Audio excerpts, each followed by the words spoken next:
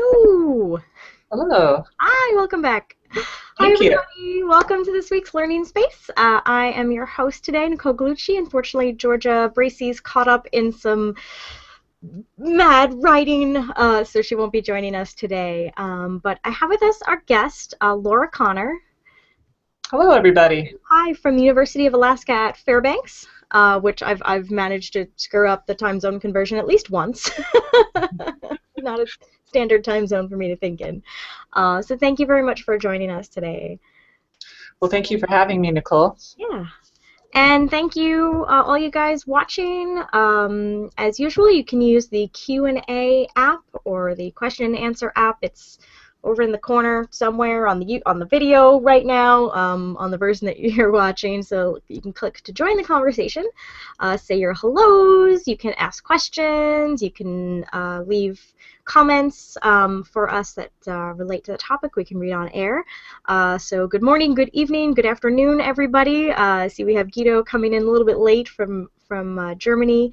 Nancy's here, and a bunch of people are coming in just from Pamela's Hangout, which just wrapped up. And we have Nico and Peter Waldman. Welcome to Learning Space. So thanks for commenting. Thanks for saying hi.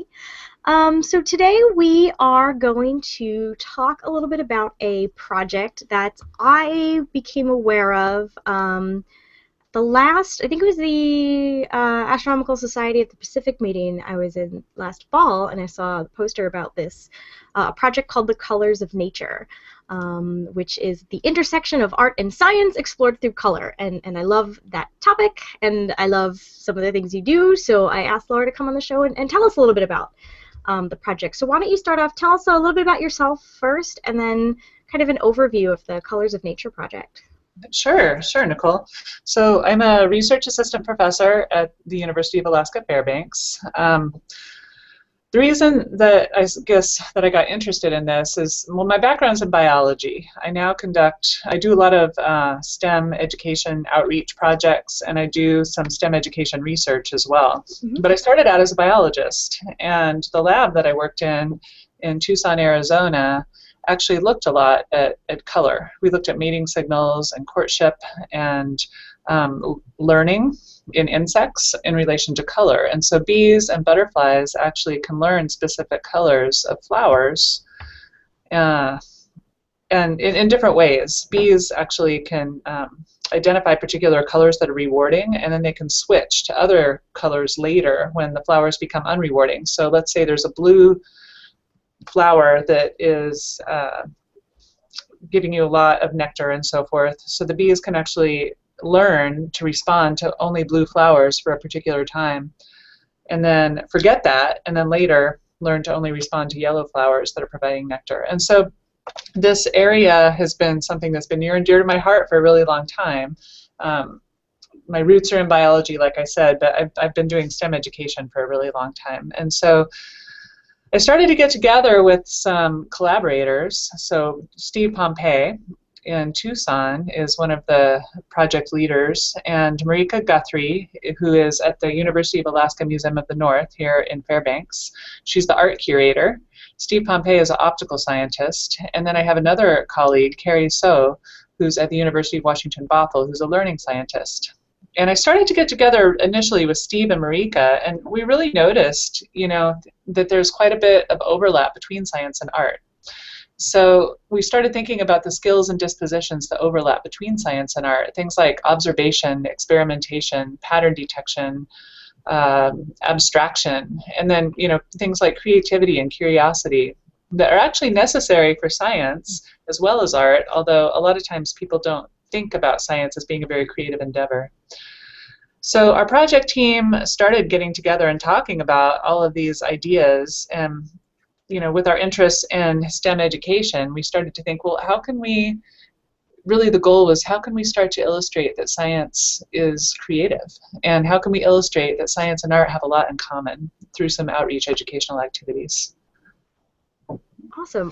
I was just this weekend, I was at a kind of a sci-fi fan convention in Chicago, and a group of friends of mine who write for a blog called Mad Art Lab talked about the intersection of science and art in a really beautiful way, I think, and brought up some of the points about how the creativity of art is also present in science, and how the experimentation of science is also present in art. So they're really not that different, and I think those are great examples of some people that over at Mad Art Lab that really use both. So yeah. Yeah, that's right. And for our project specifically, we're focusing on girls as the target. We offer summer academies to girls, both in Tucson and in Fairbanks, that are each 2 weeks long. And the reason that we decided to focus on girls of the specific age that we're focusing on, which is just before they're entering middle school, is that you start to look at boys and girls and the patterns at which they enter specific kinds of sciences. And girls, it's documented in the literature that the interest in science among girls starts to drop off right around the middle school years. And so there's a lot of emphasis now on trying to reach girls in those years with different kinds of programs that actually illustrate that actually science is pretty cool. And so trying to get them some hands-on experience with science. And for us, this approach of blending art with science seemed particularly like it might hold, like it, as if it might be fruitful for getting girls turned on to science. In part because another thing that's talked about in the literature is that one of the reasons that there's many possible reasons that girls lose interest, but one of the reasons is that girls don't at that age don't see science as relevant to their personal lives or their personal interests. And so one of the things we thought was, well, what if we took girls who are interested in art, which already has a lot of overlap with science, and actually it turns out that people who have some of those skills and dispositions in art might actually be pretty good at science as well. And so it's basically this idea of not trying to say don't be an artist by any means, but trying to say, there might be other career possibilities for you based on your interest in art you haven't even thought of. Sure, yeah. What kind of activities do the girls do in the summer academy? Right, so it's a 2-week-long academy, like I said, so they do a lot of different things. And the way that we've structured the academy is we start out by looking at things at the macro scale, and then we kind of scale down over the course of the academy. And we also start by asking big why questions for why we see certain patterns in nature, and then we scale down to sort of how do those patterns happen.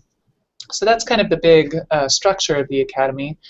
And in terms of thinking about that, we start off with more of a biological focus because, again, the literature suggests that girls, well, not only the literature suggests that, but also college enrollment rates in different sciences show that girls tend to be more interested in biology than they are in physics and optics and some of those.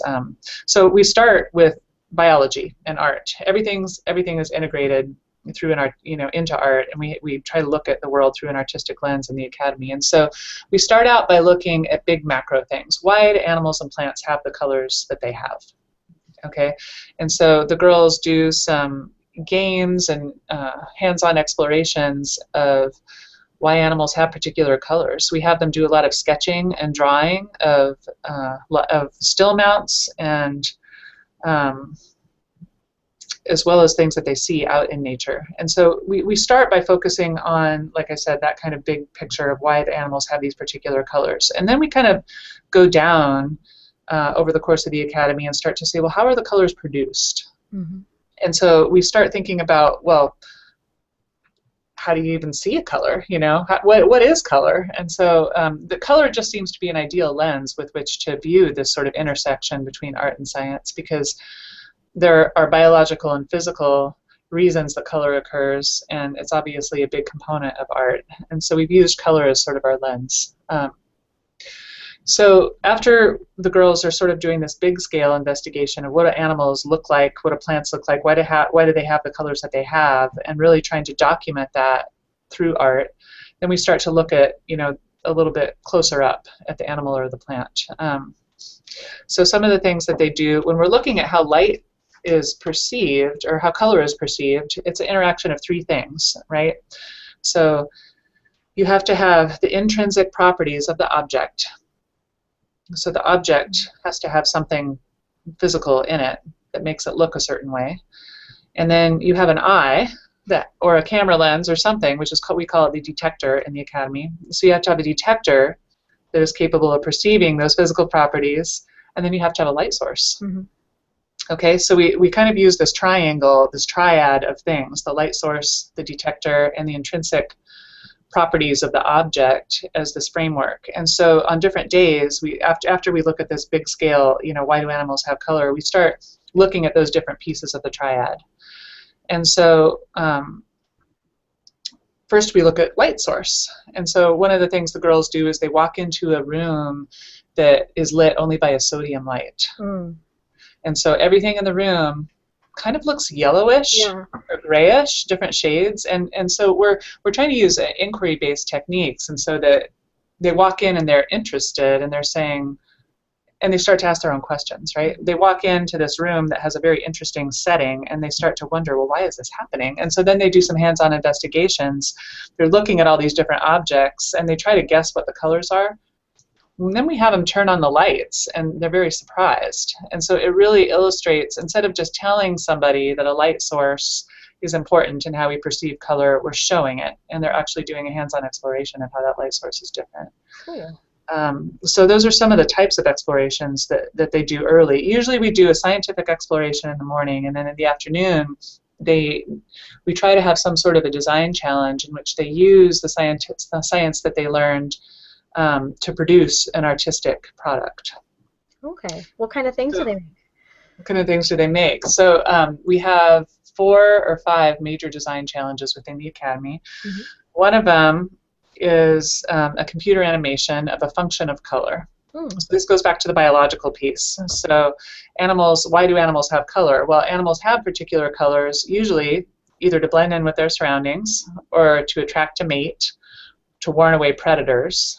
There's a couple other reasons, but those are some of the major categories. And so the girls learn about these categories of why animals have color and through games and interactions. And then what they have to do is they have to produce a computer animation, a stop animation of their own that basically illustrates a storyline. So they create the whole storyline, and then they cut out pieces of paper and so forth, and they do a stop animation of different animals interacting together that illustrates whatever function it is, whether it's camouflage or attracting a mate or warning away a predator or something along those lines. So they create a computer animation from start to finish. They have to do all the editing. It's really wonderful. It's a very short animation, we about a minute long. Yeah. That's one of the projects. One of the days we further explore, light and where light comes from and that kind of thing. And so one of the concepts we try to get across is that white light is made of many colors, right? And so we have them break apart light and we have them add light back together. So we have a setup where we have a red and a blue and a green light, and when you overlap those on the wall, they make white, right? Yeah. So when you walk in front of it, this is actually, this is an idea from the Exploratorium.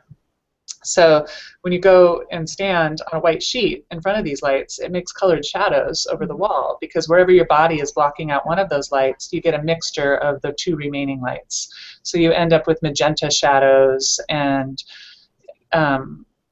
cyan shadows and yellow shadows on the wall, and you're not expecting that because it's a blank white wall. So again, the girls are very surprised by this, and they have to step through and learn how these different colors interact to make white light. And so then what they have to do is we do a design challenge where they are asked to figure out how to make, so we say design an album cover. We do a lot of situational type things. We say, okay, so you've been hired, you work for a design firm, and you've been hired by a rock band to design an album cover for them. So you need to design an album cover that incorporates 6 different colors by using this colored shadow setup. So what they have to do is walk up there and they put different things in front of the colored shadows in order to make a design that has all of these elements in it, and then we take a picture of it. Cool. So that's one of the more, that one takes quite, and actually these are really high level concepts. It can be really difficult for girls to step through and understand about subtractive versus additive light. And so they're really learning pretty high level science, for 4th, 5th, and 6th graders, but then they're putting it in an artistic context and framework. And so they're using kind of all of these skills and dispositions together. I just found a picture of the one at the Exploratorium to show people what you're talking Yeah. about. So you got Yes. people making shadows of, looks like I see green and cyan and purple and magenta. So depending on which light you're blocking, you get all these different shadows. Exactly. There's a black shadow here. Looks like it's completely covering something. Yeah, thank you for showing that. Yeah. And so you could imagine that for the design challenge, what the girls are doing is they're cutting out shapes and they're putting them right on the sheet there to Yeah. make an album cover, and then we take a picture of it. Cool. So those are a couple of the design challenges that we do within the Yeah. academy. We do a Um, lot of things with detectors as well. They dissect cow eyeballs, and they have to, yeah. wait, go back. They dissect cow eyeballs. They dissect cow eyeballs, yes. Okay. How hard is it to dissect a cow eyeball? Like, how big are they? They, let's see, they're pretty large. They're about Okay. this big, the whole thing. Yeah. So, and they don't smell very good because they're preserved in formaldehyde, and Yeah. so that's Yeah. the biggest thing that the girls complain about is the smell. But it's a very identity building experience, and it brings out some really interesting conversations in the girls about what are boy things and what are girl things, because a lot of times the girls will say, well, where are the boys? Why aren't they here? They like gross things like this. And Girls so, like gross things too. yeah, exactly. But we start to surface some of those ideas about what appropriate activities are for girls or boys. And girls, there's always a few who just want to watch, but most of the girls, even if they're grossed out at first, will go and dissect the eyeball, and they get a ton out of it. And the reason that we have them do this, of course, is because we want them to learn the parts of the eye and understand how an image is formed within the eye. And so by actually dissecting the eye, they can see all the different parts of the eye and how your image is projected. And we say, this is the spot where the image is projected upside down, and then you have this optical nerve back here that makes it turn back into a right side up image in your brain. Cool. Yeah. I want to do that now. I don't mind. It's kind of amazing. Yeah. We have a question from Michael Jobin. It's actually one that interests me in particular. Of course, a lot of light is invisible. Do you guys explore beyond the visible spectrum of light?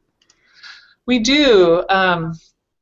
We do some things with UV light in particular. And so one of the things that we try to do is make a connection to UV light through connecting back to animals and how animals see. So bees, for instance, they have, humans have 3 different color peaks that allows us to see all the different colors that we see. Bees have 3 as well, but they're missing the red peak, and they have a peak in the UV. So bees can actually see UV light. So some of the explorations we do is we look at, people have done some really interesting photography of the color patterns on flowers. And it turns out that bees see completely different patterns on flowers than we do.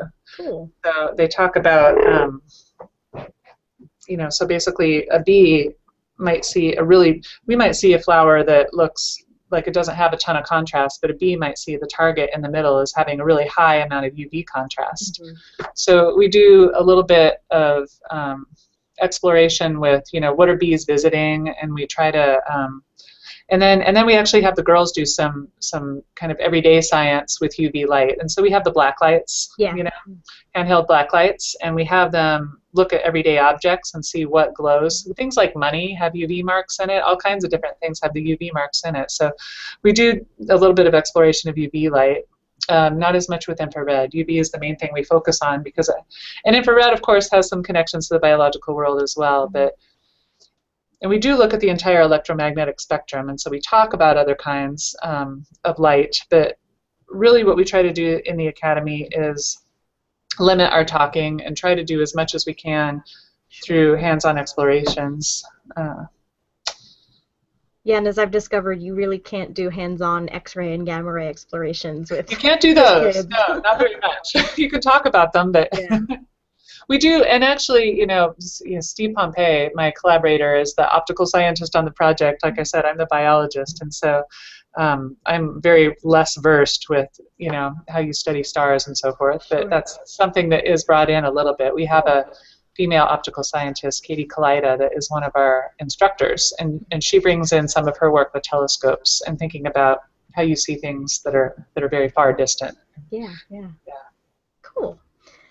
So you have, so these are in Tucson and Fairbanks, which sound Yeah, like completely very different locations, at least weather-wise is what I'm thinking, and very much climate-wise. so. And is that because that's where the collaboration got started?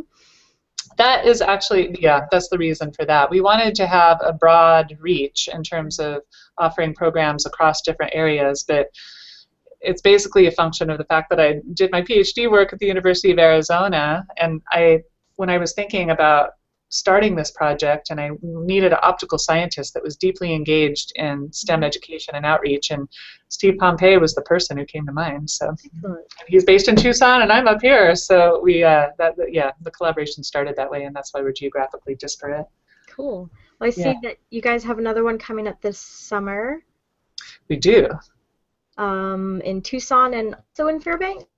Yep, the Tucson Academy is June 8th through 19th, and the Fairbanks will be July 6th through 17th. Okay, cool. So Yeah. that's at colorsofnature.org. I've also put that in the Showcase app. If you guys are watching this live and it's got the Showcase and the Q&A app on the side, you can click over there and you can get to the website from there. We'll put it in the show notes as well, so you can check that out. If you are in those areas and want to send your girls to a Colors of Nature camp or workshop, there's also, you guys also have some cafes, science cafes as well. Science cafes are a concept we've talked about before on this show. You kind of have a pub or a coffee shop, some place where you do sort of a more informal science talk. And I'm involved in the teen science cafes here, but you can find science cafes all over the place. Maybe you can tell us a little bit about the cafes that tie into this project. Yeah, so the cafe effort, um, in terms of thinking about how that connects to our other efforts, we thought about other factors that might be limiting girls into going into science. And one of the things that is pointed out is that sometimes there's a lack of female role models Mm-hmm. in certain scientific fields. And so the science cafes are open to everyone. They're not limited just to girls. We're hoping to attract families that have both boys and girls in them. So they're open to the general public, and we want everybody to. So but one of the goals is to have female role models that are scientists come up and talk about what they do, and we have female scientists talk about what they do, but we choose female scientists that also either do art or that have some artistic connection to their work. Mm-hmm. And so, for instance, what we had, my very first science cafe that I did was with a scientist, Anupma Prakash, who's a geophysical scientist here in Alaska. And she's a remote sensing person. She studies she has GIS images, which are very beautiful and artistic in and of themselves. We actually there was actually an exhibit here, a little mini exhibit of GIS images, because these satellite images, when you look down at the Earth, sometimes they can be just gorgeous Mm-hmm. pieces of art in and of themselves. And so Anupma talked a little bit about what she did in the remote sensing work, and then we actually have a hands-on activity for the participants, and so she had them create their own GIS works of art, so to speak. Well, a work of art that was based on a GIS image or an image of their own making, some sort of landscape image, and they used crayon shavings in wax paper, and we ironed the creations there and gave them a little frame, and they were able to take them home. And Cool. so what we try to do in all the cafes is the person talks, fairly briefly in an informal context, which is very engaging. Hopefully we're illustrating that science is exciting, that science has creativity in it, and then we have a hands-on activity in everyone, and so that people can actually feel like they're engaging in a piece of what we're trying to show. Cool. I've also added the sciencecafes.org URL to the show on the page as well. You guys can check that. I'm sure Yeah. there's one very near most people. I guess it depends on if you're near an urban area or not. But they Yeah, are and the world. the Colors of Nature cafes in particular, all of our past cafes are listed right on that website. And so if people are interested in learning more about some of the past cafes we've had, I have them up to date for Fairbanks now. Yay! Oh, I see. Past science cafes. Yeah. Cool, cool. Physics of fashion, imaging the Arctic. Ooh, and there's the art and science of satellite imagery. That's Yes. cool. Imaging the Arctic was a really neat one because we actually had a scientist-artist team come and speak. Hmm. And this was Kristen Lydra and Maria Coriel Martin, who do an Imaging the Arctic project. Kristen Lydra is a biologist that works off the coast of Greenland studying narwhals. Hmm. And Maria Coriel Martin actually accompanies her on her expeditions, and she documents everything through watercolor. And Ooh, so it's a really, really neat project, and we were able to bring them from Seattle to talk to our audience about what their work. Yeah. very cool. Um, and I know you also have some, you're working on editor resource as well for a lot of this. That's right. So what we're hoping to do, we're about in the middle of our project right now. It's a 4-year project funded by the National Science Foundation, and we're about in the middle.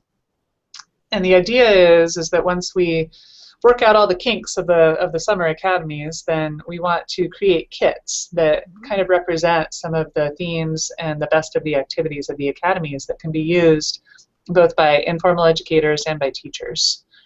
And so we're working with some Girl Scout groups as well as K through 12 teachers to try to determine what should be in the kits and how they should be packaged. And so we're hoping to have those online and ready to go probably a year to a year and a half down the road from now. Okay, cool. So bookmark that. Yep. Awesome.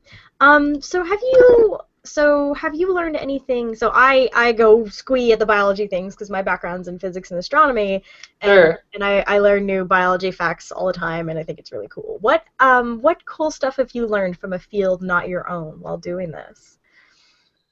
Oh, boy. That's a great question. I learn a ton. Every time I talk to Steve Pompey, I learn something new. And I'm trying to think of a specific thing that I've learned. Well, okay, one of the things that we talk about a lot in the academy is the difference between,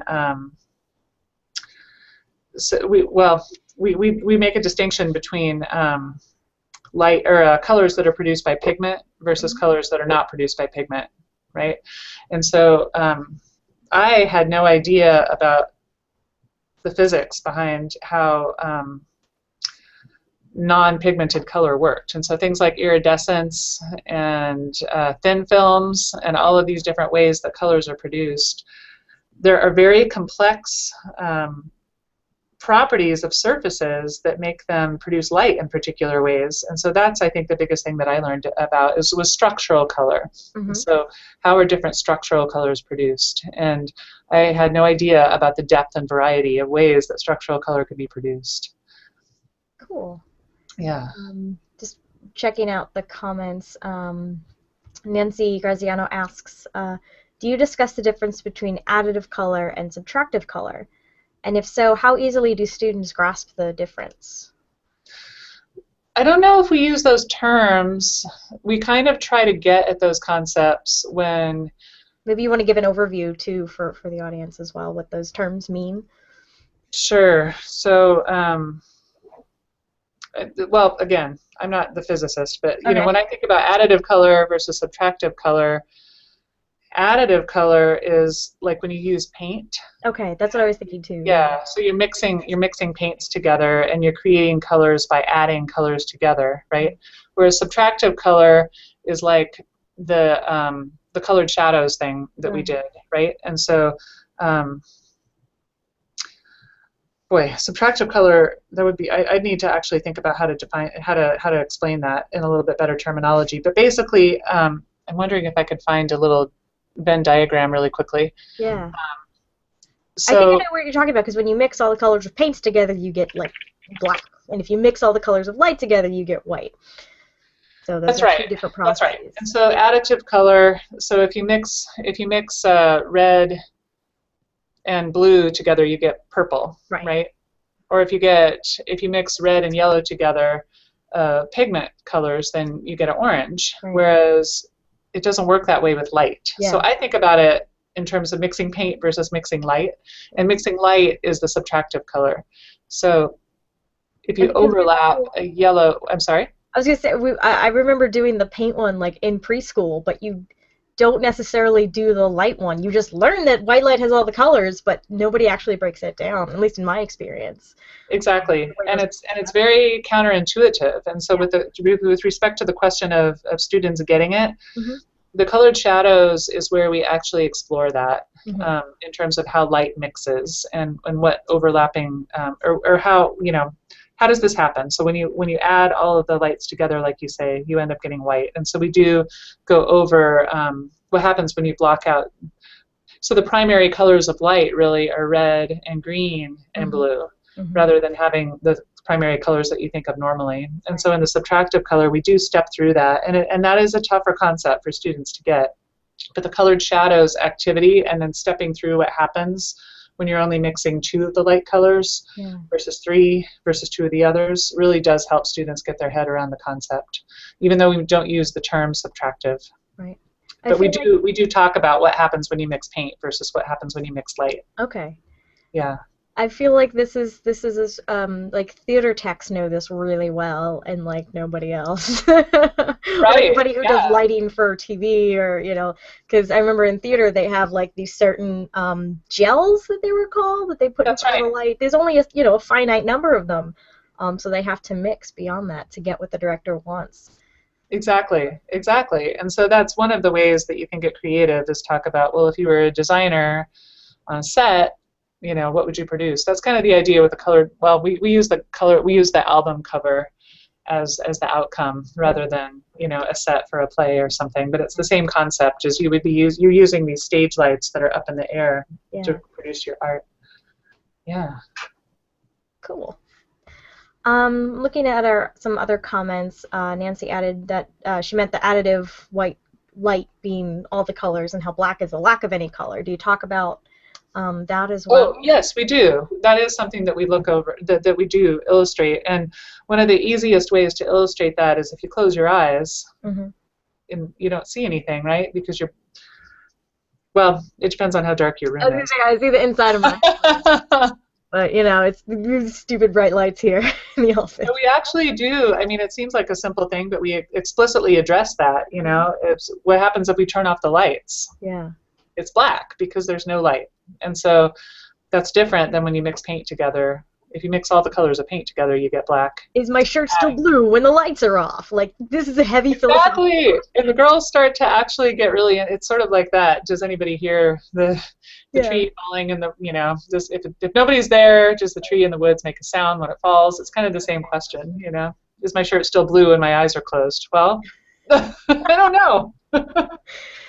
It still has the intrinsic property of the pigment in your shirt, but if you close your eyes, is it still blue? Because you need your detector to be able to see that it's blue. Is my blue the same as your blue? Oh, did you see the dress that was on the internet? I have heard about the dress. Speaking of colors. Yes. And I have not seen it myself yet, but I've heard all about the dress, and we're going to incorporate that into the Academy next year. Yes, because it was fascinating. I heard some people talking about it on like my group chat that I'm on, and later that evening I come home and my partner's like, have you seen this dress? It's clearly blue and black. And I'm like, let me see. And I open up the page and I'm like, it's clearly white and gold. And we argued, like, what else have we not seen the same? And this, I think, goes beyond the detector into how the brain processes color, right? That's my understanding. Yeah. I haven't looked into it too deeply yet, but I have an instructor that's working on incorporating these concepts into the Academy next year, so I'll have to catch up with her and find out what she's researched. Definitely. But yes, I've heard that it's become quite the, it went viral, right? All of a sudden, this was the only thing that the entire internet cared about all day. That and llamas. There was some llama thing happening too, but I didn't really follow that one. Let me screen share the infamous dress, because why not? Yes. This was the dress that everyone was freaking out about. So the question is, what are the two colors in this dress? Okay, well, I see blue and black. See blue and black. Okay. I initially saw white and gold. I then looked at ones that people had photoshopped so that it, manipulated it, and then I could see the blue and black. And then I could make it switch in my brain which one I was looking at. It's a very bizarre. I mean, it's all about how your brain is compensating for the low light conditions and a crappy cell phone picture. The reality of it is the dress is blue and black, but the company got so much press from it, they made a golden, and they're making a golden white one. So, That's but really it made cool. everybody stop and think, like, this is a fundamental how I view the world. What is color? And that, I think, was the best part. Yeah, and that's actually a big piece. You know, the bigger overall goal of the project is to try to build identity with science among the girls. And, you know, one of the things that you do to build identity among your audiences is to connect them with everyday experience. Right. And so thinking about fundamental questions like that, how do I see color? How do I see the world? What does color mean to me? How's color used in my life? So we actually do some activities that have to do with emotions connected to color and some other things like that as well, just to try to connect the girls to what does color mean to you? Yeah. Well, after the dress, I'm pretty sure I don't know what it means. To me, it means like it's a particular wavelength. Like I'm really, stuck in the astronomer viewpoint about it. Sure. And I don't know how much so you said you talk a little bit about using color, different types of light in astronomy. Do you talk at all about how astronomers color pictures, invisible light, particularly stuff like infrared and UV, which doesn't have a color to us?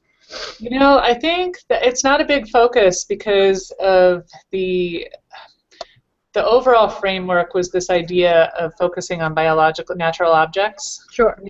And so we do a little bit when we talk about telescopes and that kind of thing. It's a little bit more of an aside rather than a central activity. So Katie may get into that at times, with specific groups of girls a little bit more based on personal interest. But it's not a fleshed out activity. Yeah. Gotcha.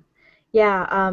That's just something we come across a lot. People say, "Oh, it's photoshopped." Well, yeah. What color is whatever wavelength? 86 gigahertz. That's not a color we recognize. You have to add in color for stuff like that. Exactly. Well, and it's the same with GIS images, right? You have GIS images that have, the GIS images aren't the colors of the ground, right? Right. The colors that are, so it's the same thing. Thinking about false color and how that's used in science is an interesting area. Is that the one where, like, forest comes up as red? Yeah, I think vegetation comes up as red typically. Okay, yeah. GIS images. We also have some comments from Michael Jobin about that triangle way of teaching it that you were talking about. Because optical light is not visible, we can see things. So if we have a blue sheet of paper, it doesn't fill the air with blue. Maybe that was like a very early idea of how light and color worked. And by early, I mean like ancient Greek. They thought that, they thought your eyeballs sent out something, and that's what made you see. I don't remember now the details. Yeah. This is coming back to me. This is something we did in the first year of the academy. I have a terrible memory sometimes, Nicole, but in the first year we actually played an audio clip of this basically the type of thing you're thinking about, or that you're talking about these early beliefs that the color came from the eyeball. And there was an early person who I'm forgetting who it was, but they actually pushed on their eye, and different things happened to make them see differently. But we had a lot of girls poking their eyes after that, and so we took it out. Oh, yeah, no, that's really cool. We wanted to see if they could make the world fragment the same way that this, Don't try this at home. I'm a professional. Don't try it at home. No, because you can actually like stimulate the optic nerve and the retina cells by pushing on it. Yeah, no, I'm totally. Don't do this at home, kids. Exactly. Theoretically, I know what I'm doing. I kind of took that out because they're at an age where they want to poke their eyes. We don't really want them to be poking their eyes. That's probably fair. Yeah. You have to worry about such things. That's right. And I also want to mention that Guido Bibra came in late, and he came in from dinner right at the point where we're talking about dissecting a cow's eyeballs. So. Oh, I'm sure that wasn't very appetizing to hear about. Sorry, not sorry, Guido. Science covers all the things. That's right. That's right. That's probably the, you know, quote unquote grossest thing we do in the academy is the eyeball. But I'm But it's glad that really gets interesting girls at the thinking end. A lot of outside the gender, construct there. it really does. And at the end, a lot of them say that was their favorite thing, which Cool, is cool. interesting to see. Awesome. Some of them are just completely grossed out by it and don't want to do it and they just can't get past it. And that's okay too. Yeah, You know, we don't force anybody to do anything they're not comfortable yeah. with. I went to an all-girl high school where we dissected fetal pigs, and it was the same thing. There was a couple that were just really against it and didn't want to do it, and they could do like a computer model instead. But most of us were kind of like "Ugh," at first, and then by the end of it, we're like happily picking apart the organs to see what's inside. So Yeah, and it's it a really worthwhile does raise. experience. What's that? It's a worthwhile experience. It is, and it does. It raises a lot of gender questions, and what happens in a in an all-girl environment versus one in which boys are there. Yeah. I know that when I was in middle school, we dissected frogs. Middle school or high school, I can't remember now. But I remember all kinds of bets about eating parts of the frogs among the boys, and it just, you know, Eating it's really formaldehyde interesting, is never a good idea. Like No, never. eating parts of formaldehyde preserved frogs are not a good idea. No, but nobody tried to eat any of the cow's eyes. So. That's good. That's good. Oh my god. Please don't eat the science unless you. Oh, I guess we did have a couple weeks ago. We did talk about science experiments you can eat. These are ones you cannot eat. That's right. That's right. Most of the time, you should not eat your science. That's right. Yeah. Awesome. So maybe you can talk a little bit more. Maybe what did you learn? So you have a science background. What did you learn about the art side of things from doing this project? And did you find your own inner artist while you were at it? That's an interesting question. When I was something that I have found through this project is the more I reach out to different scientists, the more I find out that a lot of scientists have a hidden artist within them, or not even hidden. Sometimes it's a very active artist. And so I'm meeting all kinds of scientists that produce art or that dance. And, it doesn't have to be visual art. It can be all kinds of different things. And I'm meeting artists that use a very scientific approach to their work, in terms of, one of our instructors here does scanning electron micrograph work for her art. She does this beautiful art, but she's using a very scientific tool to produce her art. And, a lot of people use a very scientific approach to mixing pigments or glazes, producing glazes and so forth. And I was one of those people who actually was very into art when I was younger, and somehow along the way I gave it up. And so that's what we don't want the girls to do with the science, but I don't want them to do it with the art either. That's something I want everybody to hold on to both the science and the art throughout their lives, so they don't. I guess that's the biggest thing that I learned is really mostly in terms of the overlap of the art and science. That it does those two skills or ways of thinking or ways of being do seem to inhabit the same person more frequently than I ever imagined.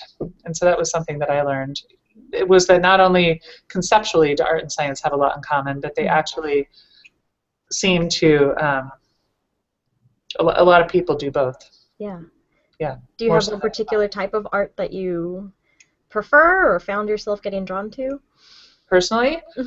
Oh, I always liked to sketch and paint when I was younger, and maybe now I'll try it. Now that I'm involved in this project, maybe this is the push that I needed to get back involved in art myself. Awesome. Yeah.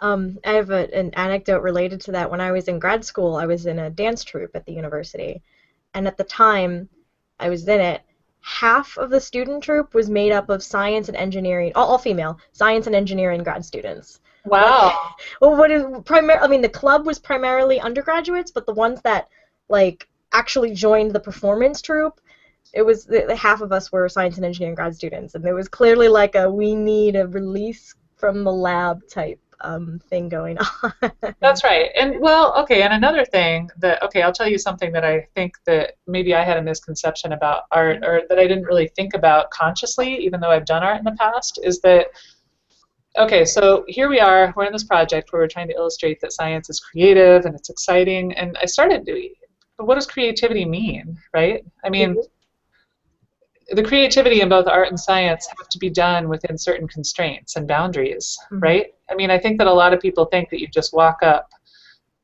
The creativity in art means that you just walk up to a canvas and you're inspired and you paint it and it's done. And it's not like that, right? I mean, art actually takes a lot of very painstaking work, as does science, right? And so there's a lot of monotony in both of those fields in terms of the actual practice, because you have to do the skills over and over again. And really, that's not something that we try to point out to the girls, because that's not really the exciting part of art and science. We want them to get inspired. But I think that's something that I've thought a lot about is the fact that art takes a tremendous amount of discipline, just the same way it does to do science. And I think that perhaps I knew that from some level of doing the art myself, but I think that that's a misconception that people have about art. You know, people have a lot of misconceptions about scientists. You see all these draw a scientist tests where people always draw, you know, a male with crazy hair and a lab coat exploding something, right? Yep. And those are published studies, right? That these are very common conceptions of scientists. Well, people have very common conceptions of artists in a way that isn't accurate as well. And so I think that that's something that maybe it wasn't something new I learned, but it's something that I've thought about a lot, is that how do we represent both artists and scientists in society? And how can we change that? It's a bit more accurate, so that we realize that artists and scientists are just people. Right. What? Yeah. People are multidimensional. You can be many things. Exactly. Yeah, that's totally true, and that came up on the art and science panel this past weekend with the Mad Art Lab crew. You know, one's a musician, another one does ceramics, one of them does metalworking, and they all, you know, work in various areas, but it takes a lot of effort and practice and work, and sometimes you make a lot of really bad stuff. On the way, and scientists do the same thing. I mean, your first couple of experiments actually may go boom, or some, you know, less violent version of boom, but fail in some way. That's right. When you see, I think that is one of the things that is key to both the overlap of art and science and to the dispositions that we want to build, is don't be afraid of making mistakes. Yeah.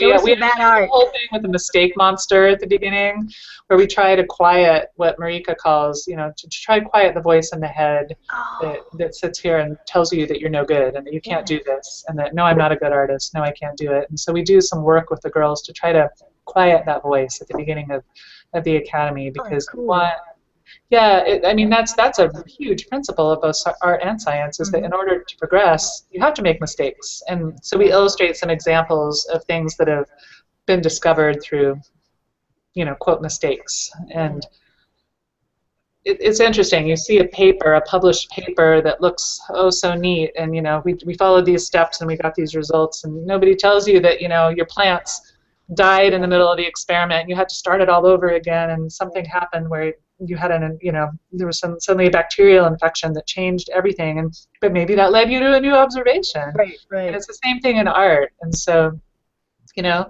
you sometimes have unexpected, beautiful things happen by making what you think was a mistake. And so we try to encourage the girls to be open to mistakes and not be afraid of those things. Cool. Yeah, and I remember when I was dancing, you'd put in like 100 hours in the studio for every maybe 1 hour I'd be performing. You know, it's a lot of behind the scenes work. You gotta love that part. Exactly. Not just look at us on stage. That's right. That's the part. You do have to love the actual work. Yeah. You know. But the thing is too, is that some of the more repetitive parts, I think, of art and science, you do need to love those if you're going to be doing it every day, but I think that can come later too. You know, I think that you have a higher tolerance for sitting at a lab bench for 3 hours when you're 25 than you do when you're 8. You know, right. I mean, it's not. So we try not to.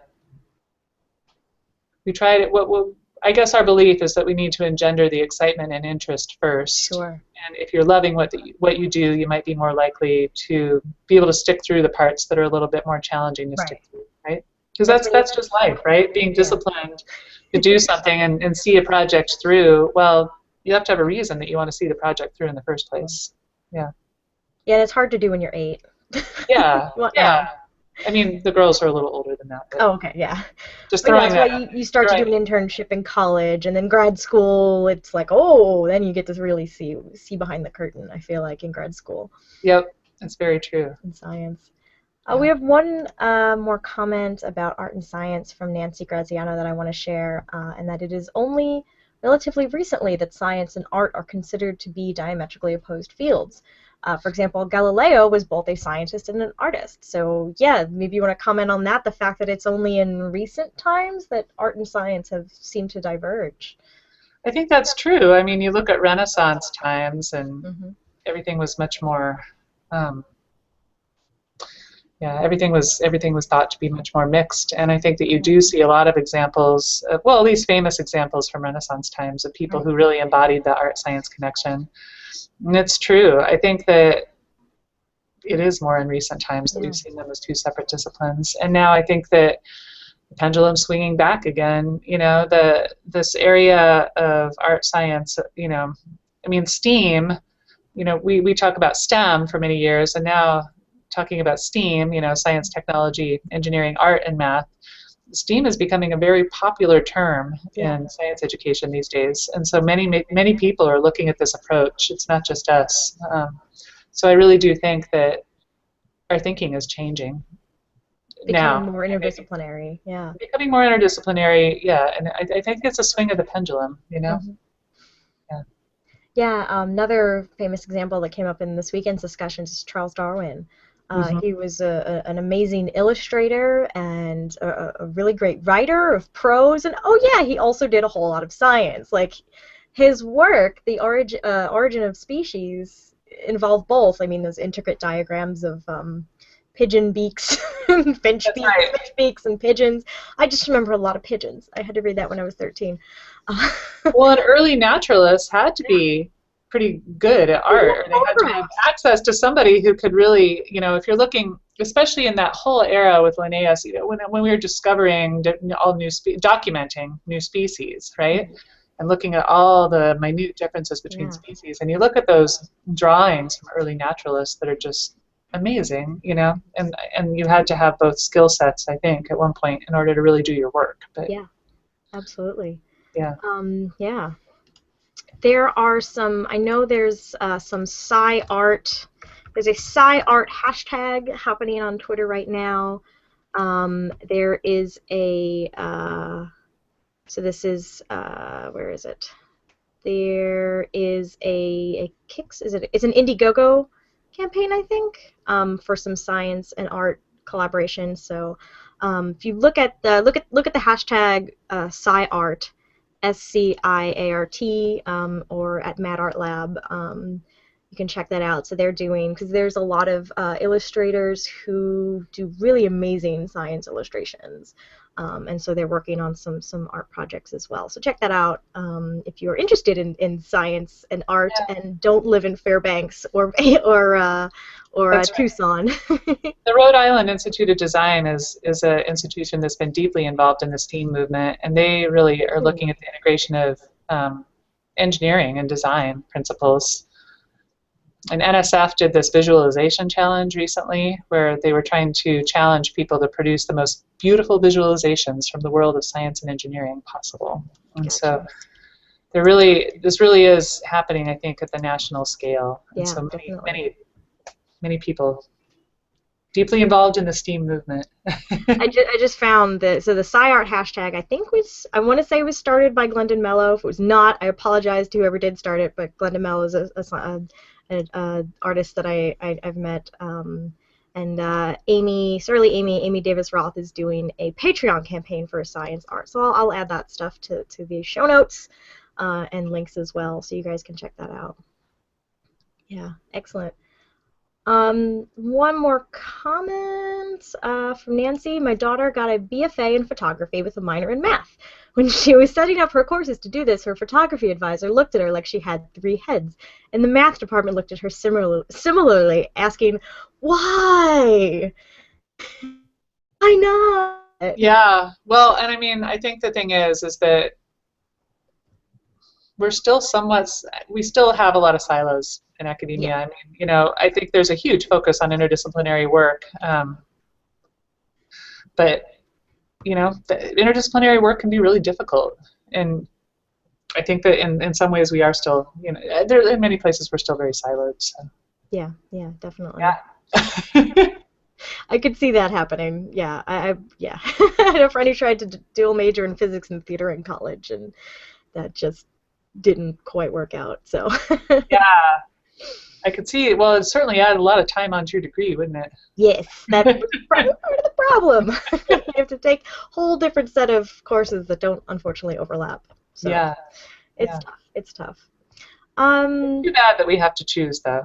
I mean, Yes, it is. it's too bad that we are encouraged to make one or the other choice rather than encouraged to pursue everything that we love. Yeah. Usually one of them makes the paycheck, and you can keep the other one around for fun. Then you're pretty lucky. Yep. So yeah, awesome for people who are combining both, and sounds like you are doing a great job of combining both with this program. So you're at least passing that on to the next generation. Yeah. Well, we're working on that, at least in yeah. Cool. Well, thank you so much for joining us, Laura. Is there anything else that you want to point people to other than the main website? I don't think so in particular. The colorsofnature.org website is where we put up everything related to the project. Great. And like I said, if you Google STEAM, though, there are many, if this is an area that you're interested in, there's a lot of other work going on in this area. So I encourage people to look for other connections around the country. And thank you for having me, Nicole. I appreciate it. Yeah, thanks for joining me. Thanks for joining us, all of us here at Learning Space. So for you guys watching, we'll be back next week on April 1st. We have kind of a TBA topic. Georgia and I will be discussing some new topic. But we are moving to twice a month schedule. We'll be doing the first and third Wednesdays of the month. So next week the topic is TBA. After that, hang on, I have some days I have the website open. This is not one of those days. But you can join us again on the 15th for a new topic. Actually, let me go back. So April 1st will be a discussion topic with me and Georgia. April 8th will be another of the Inspiring Science Education Hangouts with Pamela Gay. And then April 15th... great. So we will have Edgar Bering and students from University of Houston talk about their balloon experiments that they just set off in the polar reaches of this planet. Actually, we've been following them on Twitter and watching their experiments go up and succeed. So they'll have some successful results to talk about and what it's like putting together a balloon project like that. So assuming that all still goes well, we'll have them on April 15th for that show. So we hope you'll join us. Friday is the weekly space hangout with Fraser Kane. Monday is astronomy cast with Fraser and Pamela Gay. The Hangoutathon is coming back. 36 hours straight of broadcasting. That is happening the last weekend in April. So April 25th and 26th. The Hangoutathon will also overlap with the Global Star Party by Astronomers Without Borders. So I'll add those links right after the show. So you can check that out, and we will have lots of broadcasting goodness for you, and 36 hours, which I said I can't totally do all of this here since I teach at 8 a.m. the next day. not happening. I'm usually wrecked after that. So thank you guys for joining us, and thank you again, Laura, and we'll see you next week. Okay, thank you. Thanks. Okay. Bye-bye.